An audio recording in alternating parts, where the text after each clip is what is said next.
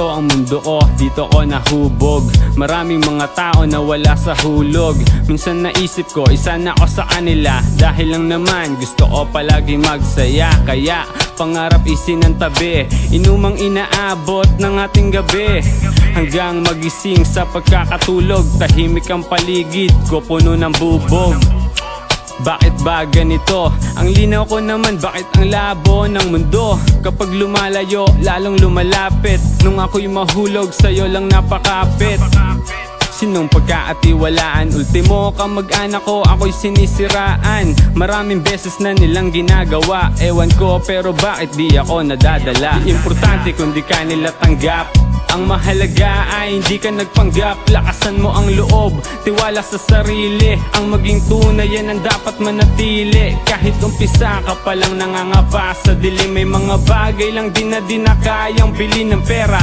At ito kapag nakuha mo na, ang bituin di mo na kailangan sungkitin pa. Gaano katagal ka magpapasakal sa paraiso mong parisok at kailanman di binawat humakbang sa kabila mong daigdig.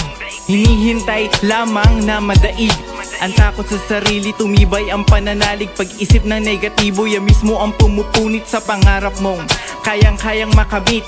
Kaya ay ukit ang konsepto nagmula sa isip. Walang suba-subalit, sabayan mo lang ng ihip. Ng kagustuhan mo, kalungkutan wag ipilit. Bigyan mo ng espasyo ang galak sa sarili mo. Kung di ka natanggap, mabutit naging totoo ang ipinakita mo't nakibagay na kisama ka. Lalabas ang tunay pag may pinagdadaanan ka. Binuksan ng pintuan ng pagmamalasakit. Hindi ka ipapahamak anuman ang kapalit. Importante kung di ka nila tanggap.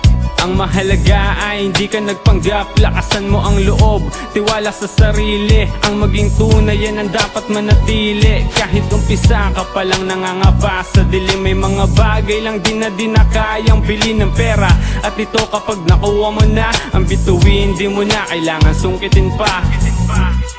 Lumagay sa sarili, sa mga sablay wag na magsisi. Maraming bagay ka pang magagawa dito sa ating mundo na napakalaking paksa. Ang buhay nababalot ng misteryo, ang pagitan langit at impyerno. Ang kapalaran mo, ikaw ang gagawa. Wag pa apekto sa mga nangihila pababa.